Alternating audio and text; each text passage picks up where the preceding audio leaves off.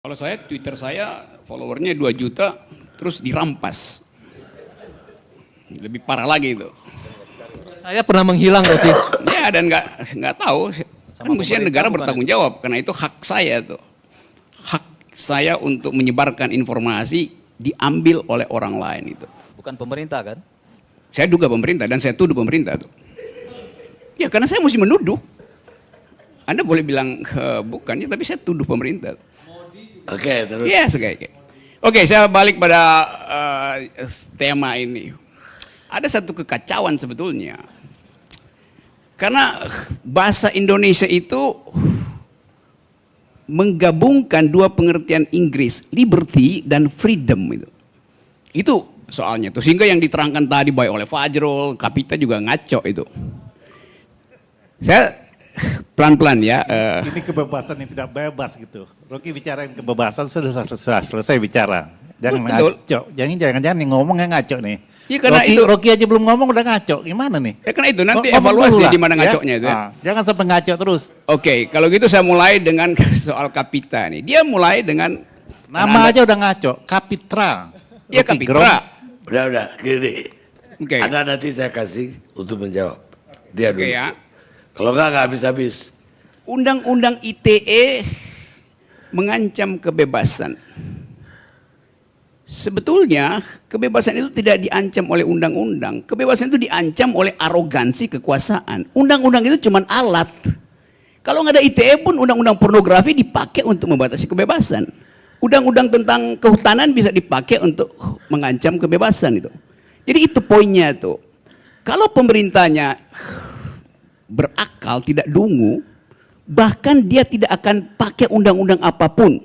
Karena dia mengerti ada beda antara kebebasan dan liberty. Nah itu yang saya mau terangkan sekarang tuh. Sebelum saya masuk ke situ, keterangan dulu buat saudara Kapitra. Kebebasan dan kewajiban itu tidak korelatif pada diri orang. Nah predikat itu yang Anda nggak mengerti itu. Kalau saya punya kebebasan, saya tidak punya kewajiban untuk membatalkan kebebasan itu. Akibatnya resultantenya nol. Saya punya kebebasan, tapi saya wajib untuk tidak mengucapkan kebebasan itu. Nggak ada gunanya pengertian kebebasan itu. Nanggap nggak poin itu? Lanjutkan, nanti saya balas. Oke, artinya. Saya jawab. Kenapa begitu? Karena kebebasan artinya fakultas di dalam diri saya untuk memutuskan itu. Itu dalilnya tuh.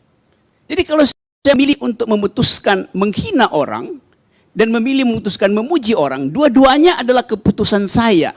Itu artinya saya bebas memutuskan. Kalau dibilang Anda tidak boleh menghina orang, maka saya hanya diwajibkan untuk memuji orang. Artinya saya nggak punya kebebasan. That's the philosophy itu. Jadi kalau Anda nggak paham soal begituan, ngoceh panjang lebar pun akhirnya Anda terjebak pada putaran-putaran retorika aja tuh.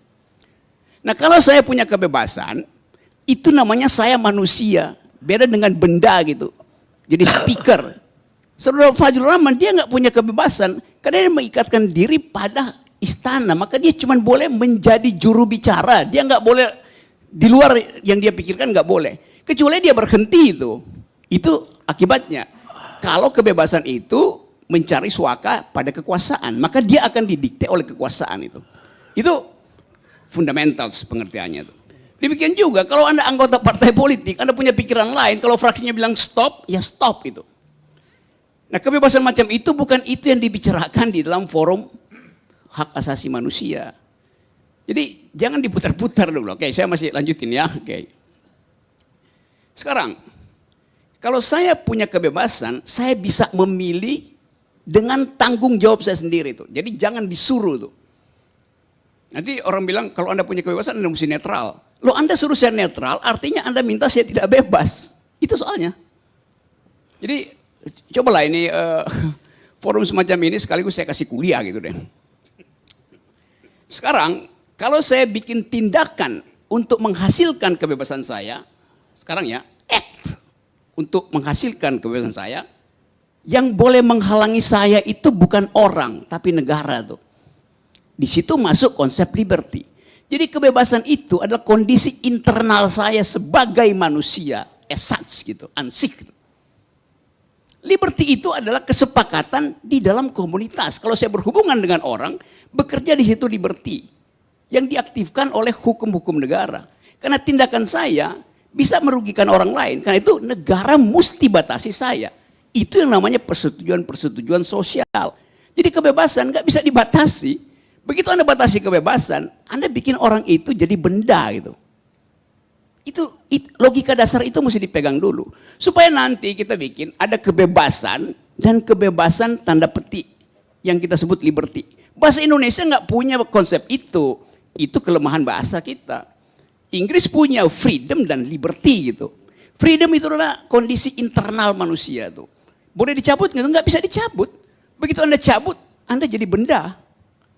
Thing in itself gitu. Bukan thing for itself gitu.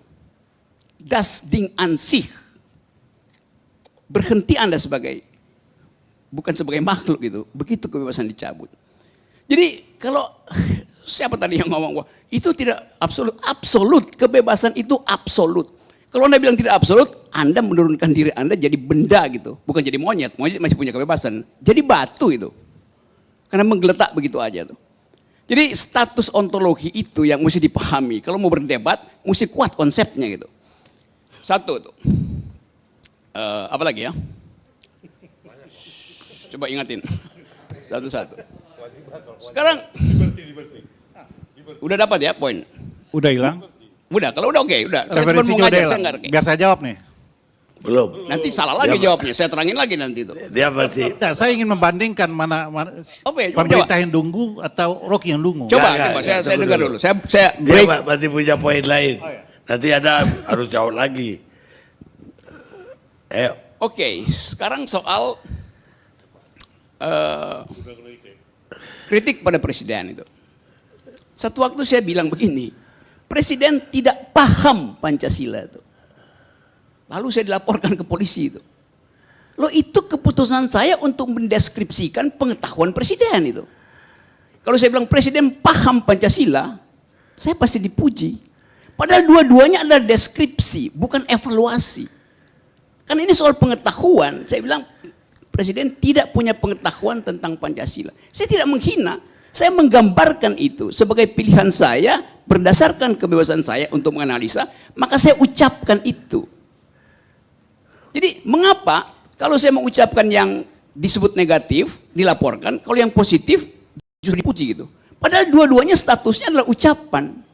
Bisa nanggap nggak, Kapitra dan teman-teman Anda? Gini, kan itu ajaib kan? Saya susah, susah menangkap Karni, saya gunung. mau Ya karena itu jadi susah. Saya mau nak bicara juga.